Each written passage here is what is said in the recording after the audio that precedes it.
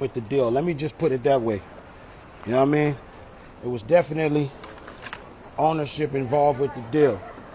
You know what I'm saying? Because I'm not finna try to get my brothers, my folks to sign something that's gonna fuck their life off. You know what I mean? So it was definitely ownership in the deal. You feel me?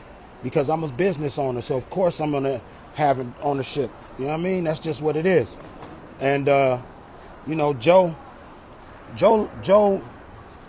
stop playing, Joe. Just stop, my brother. It's not no problem. It's not no beef. Just stop playing, bro. You know what I'm saying? You didn't hit me back. You said it on your live. You said you didn't hit me back because I'm always bringing some deal. I'm always, yeah, I did. I try to create checks for my family, dog. That's what I do. If I'm in a circle and we a crew, I'm going to create checks. That's what I'm going to do. You know what I'm saying? So all that, what that is, I don't even know what that is. You know what I mean? But, yeah, it's definitely was. Hey, can we put this in there? My bad, bro. Yeah, so it definitely was. You know what I mean? And I always try to create checks. I don't care if it's somebody wanted a feature, somebody wanted anything. I'll make sure, yo, here you go. We're going to get it. I got Joe, I got Royce, I got Joe. That's just who I am, dog. You know what I mean? That's who I am, man. That's when you say brother's keeper, I am the definition of brother's keeper. You feel me?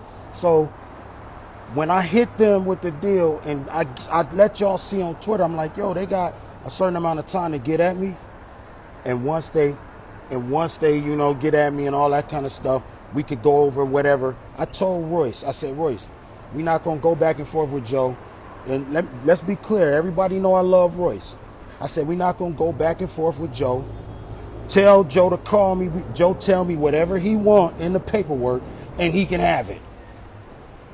Whatever, because he shitted on it the first time. And he called Joel instead of calling me. And he said, I ain't want to be the one to tell Crook that I'm not doing this deal. You know what I mean? And he was supposed to call me. He told Joe, I'm going to call Crook in an hour. He never called me in an hour, a day, a week, a month. Never. You feel me? So anyway, I'm going to make this short because I'm out here in Florida right now. But yeah, it was just one of them things. Thank you, my guy. I appreciate you. It was just one of them things, you know what I mean? Where it's like, yo, I'm trying to bring the fans the music. The fans been wanting SlaughterHouse for a long time. I'm trying to bring the fans the music, you know what I mean? I'm doing my best for years and years and years. And I'm supposed to just wait? I love Royce to death. But when he said he wouldn't do it without Joe, I couldn't do nothing. I was stung. I was hurt. I can't just sit back and be, he chose Joe again. That's what it was. I'm sorry. That's what happened. You feel me? So my whole thing was when we had the 3-man opportunity, I went back to the label because Joe didn't want to do it. So here's the funny part. Why am I going back to the major distribution company, which would have been ownership, joint venture involving all that? Why am I going back to them with a 3-man, like, yo, you know what? Joe don't want to do it. Let's do the 3-man. You feel me? And I'm like, yo, all right, cool. They gave me, what they would do for the 3-man. I said, all right, that's dope. I took that back. Joel was on the phone with me and Royce. Royce's exact words was, don't put that in the universe, Crook. He's going to rap. I said, he's not going to rap, and he said he don't want to do the deal. I said, I'm not trying to put it in the universe, but I'm just asking you, brother to brother, if he does not want to do it, will you do the 3-man group?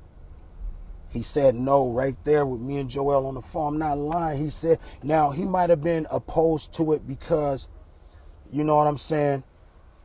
He might feel like, yo, SlaughterHouse is not a brand without Joe Button. And that's fine. That's cool. He might feel like, yo, you know what? It got to be all 4 members to be SlaughterHouse. It might not just be a thing where he's choosing Joe. It could be like, yo, even if it was Joel, whoever is missing, it's not SlaughterHouse without all 4. So I said, okay, that's cool.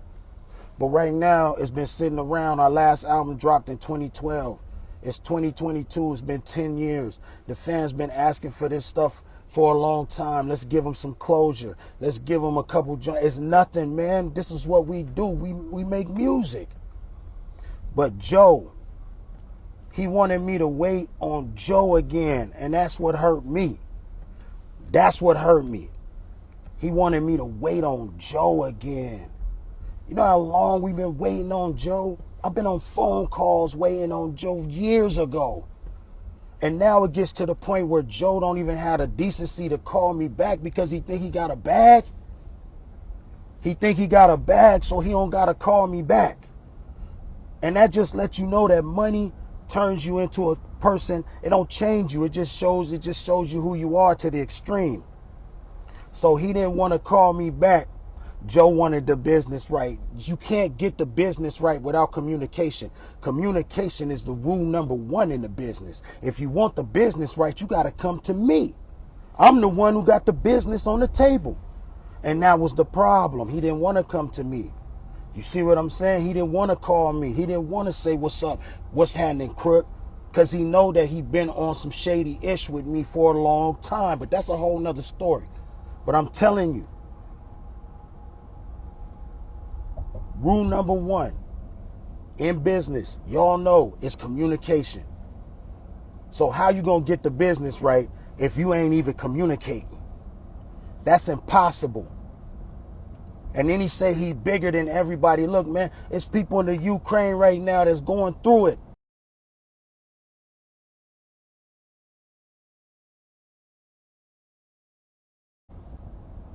It's people overseas in Somalia. It's all kind of third world country people that's going. You said, oh, that deal might be big to them. It's the biggest deal SlaughterHouse would have ever got. It's the biggest deal SlaughterHouse would have ever gotten. You said you gonna finance it? Dude, you think I'll trust you to finance an album when you won't even call me back? What am I supposed to do? Jump on? You think I'm gonna trust you to finance an album, and you won't even call back when we got business on the table after everything I've done for you? Yo, dude, you wanted to make more money than us on stage because you was on Love and Hip Hop. So what you gonna want to make if you financing the whole thing? Man, come on, man. We all too old for this. We businessmen.